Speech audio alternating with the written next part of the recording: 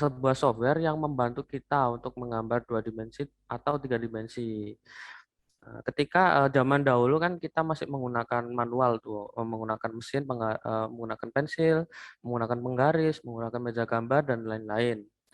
Sedangkan untuk zaman sekarang itu sudah canggih teman-teman. Kita bisa membuat desain apapun itu menggunakan software. Kita sudah dipermudah oleh teknologi teman-teman. Kemudian untuk Mastercam ini itu bukan hanya sekedar CAD teman-teman. Dia juga termasuk CAM.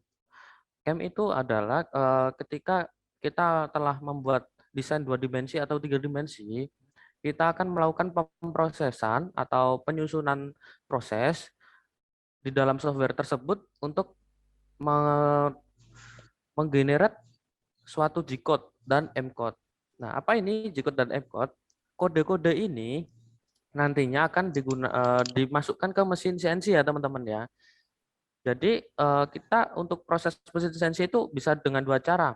Kita langsung program manual di mesinnya atau menggunakan software, kemudian output G-code-nya kita masukkan ke mesin.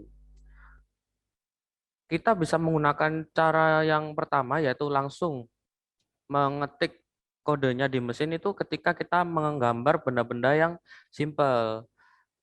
Kalau bendanya seperti ini, itu dirasa sangat susah, teman-teman. Nah, ini adalah contoh soal waktu perlombaan, yaitu soal perlombaan internasional tahun 2017 di Abu Dhabi. Nah, ini untuk soalnya seperti ini, teman-teman. Kalau kita memprogram manual akan sangat sulit dan membutuhkan waktu yang sangat lama, teman-teman.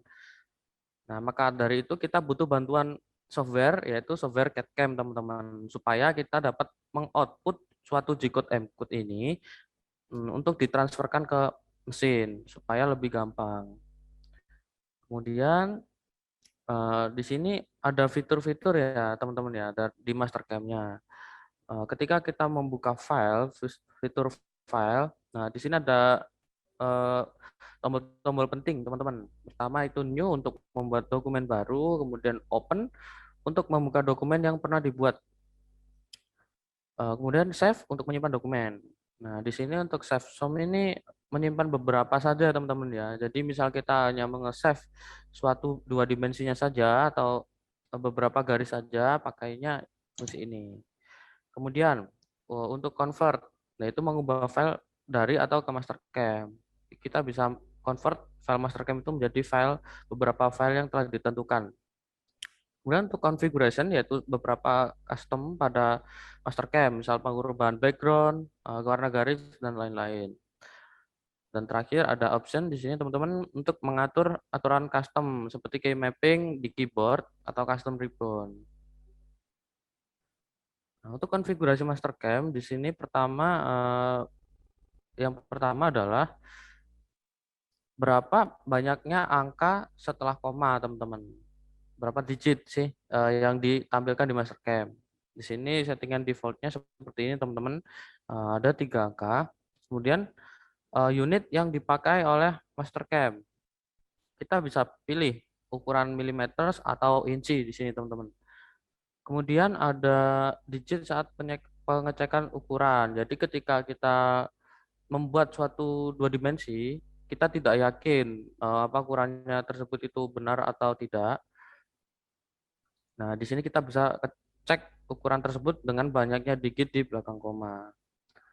Kemudian untuk fitur-fitur ini untuk warna garis, warna background, nah itu bisa diatur di sini ya teman-teman di sistem configuration. Kemudian untuk default mesin, di sini teman-teman bisa pilih ya ada beberapa pilihan mesin. Yang pertama itu ada yang milling, ada lathe, ada router, ada wire.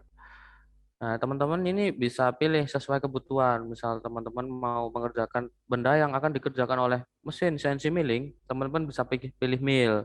Kalau teman-teman mau proses benda tersebut dengan CNC bubut atau CNC turning, teman-teman tinggal pilih LED. Dan router dan wire pun menyesuaikan juga sesuai kebutuhan teman-teman. Jadi tidak hanya milling turning saja. Seperti itu, teman-teman. Nah, untuk key mapping ini, teman-teman itu eh, tinggal fungsinya yaitu mempercepat teman-teman untuk memilih fungsi. Jadi teman-teman tinggal klik saja tombol yang ada di keyboard. Nah, itu fungsinya secara otomatis akan terpanggil.